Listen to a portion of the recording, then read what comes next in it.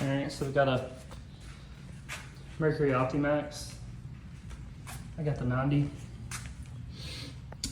And then if any of you have the oil, the 4 beeps every 2 minutes. First thing I do is empty the vaporizer, which is right here. You just take this cap off, unscrew that screw right there, and then undo this, and you can drain all the water out of the bottom of it. And whenever this is off, you can actually, I got an air compressor and some carb cleaner and sprayed it in there and blew it all out. So that didn't fix it. So option number 2 was to drain the oil tank. I took it to the shop and they told me it was gonna be $600, $450 for the oil tank, and about $200 worth of labor to take this off and put a new one on. So we didn't opt for that. So you see I got my garage out here. So you can get you a 1/4-inch tubing from Lowe's, and right there is the oil. So the oil drain from the tank goes from here to this little piece right here. I don't know if you can see that. And those two go together, and they just had a zip tie on it. But so I popped my little 1/4-inch tubing on there and ran the line down, so that way it'll drain all the oil out into my pan. So that way when my tank's empty, I'll go in and cut a hole right here and repair that sensor. Because apparently there's a magnet on the inside of it, and that magnet loses adhesive over time. This is about 2014, so right on 9 years of that sensor sitting in oil.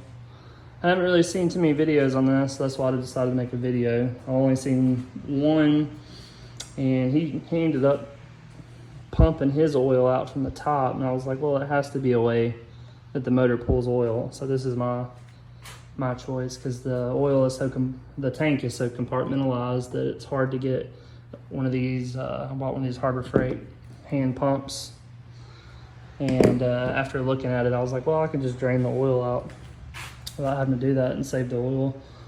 And well, you could save the oil anyway, I suppose. So my fix is going to be, I'm going to get this torch that I got at Ace, this little propane torch. I'm going to heat this up, and I'm going to go in and make a square right here and access that sensor right there. And I got a bunch of options for epoxy, so I'm going to take that sensor out, re-epoxy it, and then we're going to plastic weld. You get these, I got Chicago Electric. I didn't really think it mattered how expensive they are. They all just run current, and it comes with a bunch of sticks. Got you some mesh to impregnate in it, and they give you a bunch of plastic sticks. It's not going to color match, but it'll be okay. $600, I don't have to have a color match. So I'll take one of these sticks, run it up there, and plastic weld that oil tank back together. Since it's just holding liquid, I don't foresee it being that big of a deal. So yeah, that's the plan. We'll see how it goes. Well, worst case scenario, if I fuck it up, or if I mess it up, then I'm out $600. But if I can fix it my redneck way, if I can fix it my redneck way, then I just spit oil everywhere. And it comes out kind of quick, boys. I kicked it with my foot talking to you guys. But if I can fix it my way, then that's gonna save me $600. So, hoorah, here we go. We'll be, to me it'll be a few minutes, but to you it'll be a second. But I'll be back.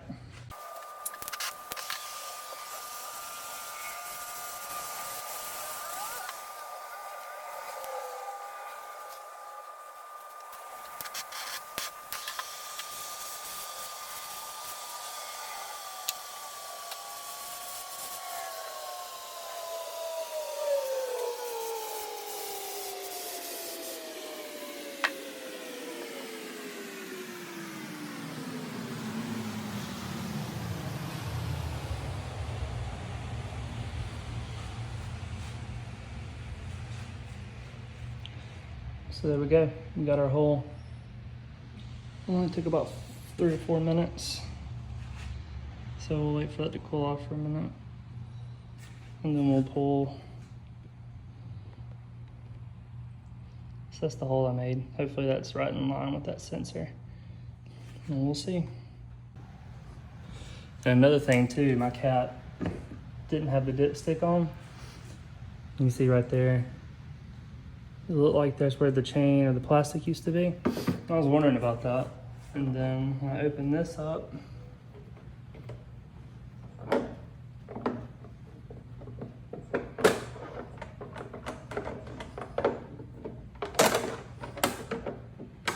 there she is. I wonder if that was causing the sensor failure. I mean, it could have been pressing that sensor down and separated the magnet from it being in there so long. It's another thing, Mercury.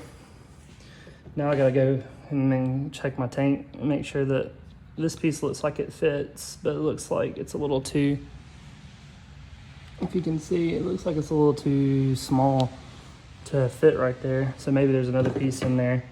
Maybe that was causing my sensor to fail. But if you look